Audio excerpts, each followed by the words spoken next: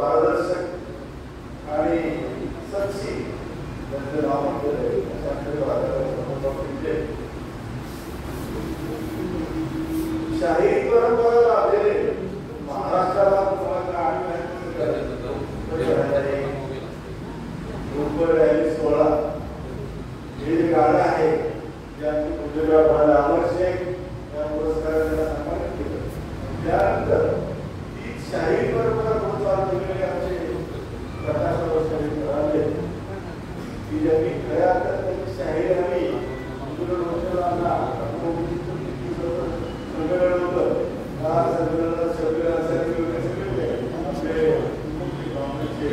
Gracias.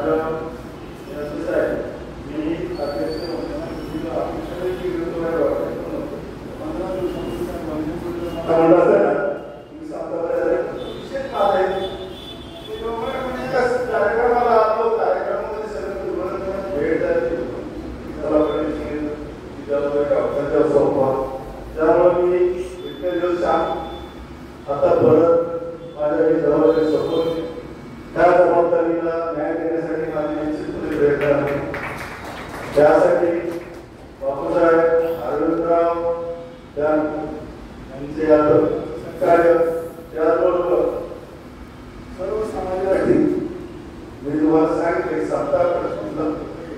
फक्त बघता हे चित्र समताचं स्थापन करताना तुलनाचा हा हेतूच होती त्यांनी सर्वसामान्य बरोबर आणि तेच त्या जर का महात्मा फुलेंचं बाबासाहेब आंबेडकरांचं जे स्वप्न आहे ते स्वप्न आपल्याला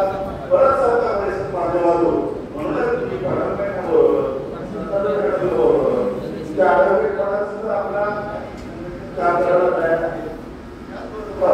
आपल्या काशीनाथी नागरी समाजाचे त्याचबरोबर डॉक्टर काळवडे जय भीम आहे दुबळे रल्ले गांधे वंचित महिला या सर्वांना बरोबर घेऊन भविष्याची वाटचाल करणं हे आपलं कर्तव्य आहे या चळवळीच्या माध्यमातून आपण कार्यकर्ता तयार करू आणि यांना उद्योग व्यवसाय पैसा असेल तर त्या मॅडम एवढ्या कामाच्या आहेत आणि महिलांना रोजगार उपलब्ध करून दिलेले लोकांच्या हातात पैसा असेल तुमच्याकडे पैसा नसेल तर तुम्ही इथं थांबतात पुढे चाललेली गोष्ट करून तुम्ही इथे येत आहे पैसा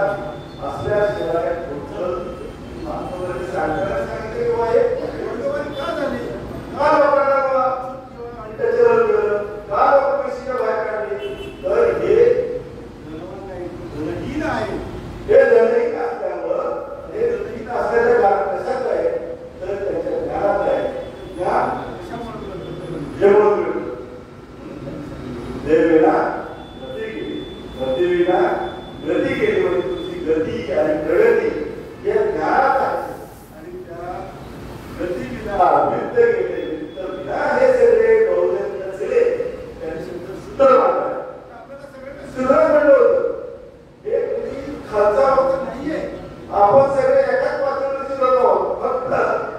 आपल्याला ठराविक लोकांनी त्यांच्या कामधंद्यासाठी आपल्याला कामं लावून दिली आणि आपण जरा वाचायचा तू जरा खायचा तो आता असं नाहीये हे सगळे सूत्रच आहे बाबासाहेबांनी सांगितलेले सूत्र कोण होते सूत्र हे समाज सगळे सुधरत होते आणि ह्या सुधारांसाठी सूत्र कितले म्हणजे त्यांचं उत्पन्नाचं साधन कमी झाली म्हणून मला या समता परिषदेच्या बाबतीत समता कशी येणार पैसा आल्याशिवाय समता येत नाही आणि पैसा येण्यासाठी मिळाली गरज आहे निधी गरज आहे प्रगती गरज आहे आणि हे आपल्याला आपल्या हक्काची जाणीव समतेच्या परिषदेच्या माध्यमातून आपल्याला करून द्यायची मी एकाच मला सांगतोय तुम्ही लोकांना हेच सांग मला सांगायचं तुम्ही लोकांना हे सांगा आपल्याला काय करायचं ज्यावेळी लोकांना सांगू त्यावेळी डॉक्टरांना तर राजकारणाच्या हा समता परिषद राजकारणाचा विषय नाही राजकीय जरा दुसरे आहे कारण काय आंदोलन चळवळी कुणाचं प्रोटेक्शन असते त्या प्रोटेक्शन किंवा त्या चळवळीचा अन्यथा कार्यकर्ता त्यांना थोडासा माघार घेतो अगदीच आमच्या पदाकार सर्व कार्य करणं ठीक आहे परंतु ज्यावेळी करायचं असते त्यावेळी थोडा धोरण राहावं लागतो हेच त्या ठिकाणी आपण सर्व त्या ठिकाणी आलेला आणि भरपूर वेळ दिलेला आहे परत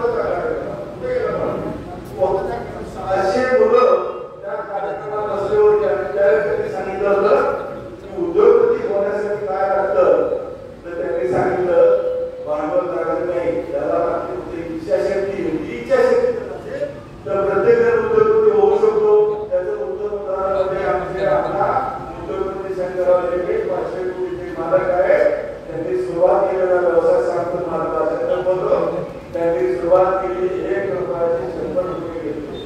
40 1 रुपयाचे 100 रुपये घेतले आणि त्या 100 रुपये केसावर फुगे घ्या म्हणाले आपल्याला वापरायचा केसावर फुगे केसावर फुगे तो 1 रुपयाच्या 100 फुगेचं पाकिट मिळायचं त्यात ते केसा महिलाच्या केसावर तो करायचा त्या कवाटण्याच्या 1 रुपयामध्ये 1 किलोवर केसेस किती केसेस 1 किलोवर केसेस 1 किलो केसाची किंमत होती 400 रुपये 1 रुपयात 400 रुपये आणि 400 पण धंद्यामध्ये बाजारामध्ये 10 झाला अंगाने सुरू केला केसावर फुगे नाही ते फुगले कधी आणि ते 400 फुगेचे मालक झाले ही एक मोठी आदर्श घटना आहे म्हणून या गुरु म्हणतो आई वडील तर आपले गुरु आहे शिक्षक आपले गुरु आहेत पण उद्योग व्यवसाय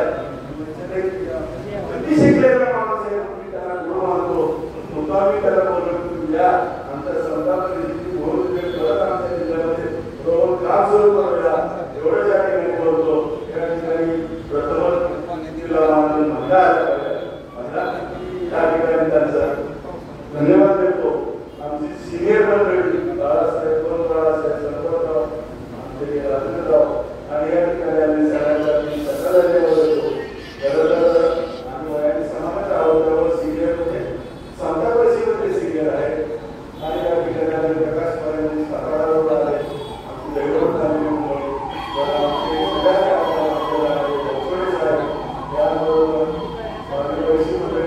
सर्वांना धन्यवाद देतो आणि आपण परत एकदा सातारा जिल्ह्यामध्ये बाळासाहेबांनी सांगितले झालेलं काम आता परत